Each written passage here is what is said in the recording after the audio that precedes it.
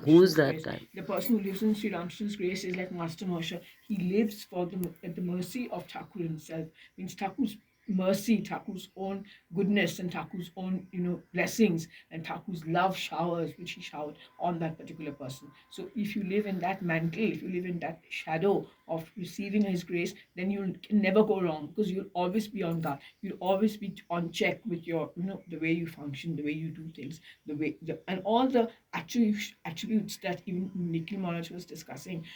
All those attributes are of Sri Ramakrishna, and slowly you'll soon find that you'll be adopting those mannerisms on yourself. You should adopt them. You should be able to adopt them into your life, and all your old things must slowly be dropping off. All your old, what you call kleshas, they should soon be dropping off in that with that prayer. That's what Sri Ramakrishna says. You need to pray hard, and you need to be very, very connected. Very connected means connected not only from the soul. If you don't want the soul to, if you don't want to the flight of the soul, as they say, that that very the very importance of what we say, celestial flight of the soul. When that is intertwined with Thakur, that person automatically starts living in Thakur's grace, and all your old kleshas will soon be dropping off. Those will drop off on its own. It will happen.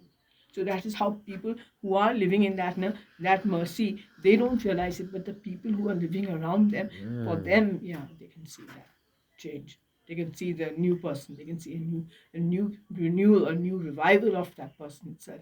And that person can also be a monk, but living in the garb of a Grahast sannyasi. Like a monk actually, but living in the garb of a You see any Grahast. change in yourself? I see a lot of changes. Mentally, I've been able to renounce so much that it's quite amazing for a person like me to have been able to do that.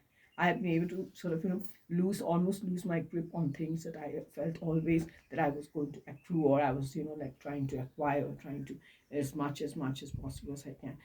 Now I'm being able to lose my sort of, so almost grip, like, almost saying that, yeah, yeah, like that, and just believe that every existence of every day is necessary, is important. Living by the day, as they say, living by chance or living by the day, you know, experiencing that kind of a transition in the mind. And that kind of transition in the mind can work wonders, but provided you are going to go with that transition completely.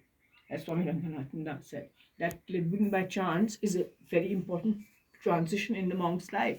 But whether how many people are so honest enough, or how many people are so genuine to give up on that sort of, on that worldly life of theirs, on that sort of worldly existence, and how many people can follow this path, this lonely path, but it is the path of being non-dual as well. This is also a serious part of being non, which you're discussing non-dual. What is non-dualism? Non-dualism is also this, and also the experience of being non-dual is a lot of sadness. It's not that kind of sadness, not crying, not the sort of tears, but it's a nature of sort of experiencing kind of pain inside internally.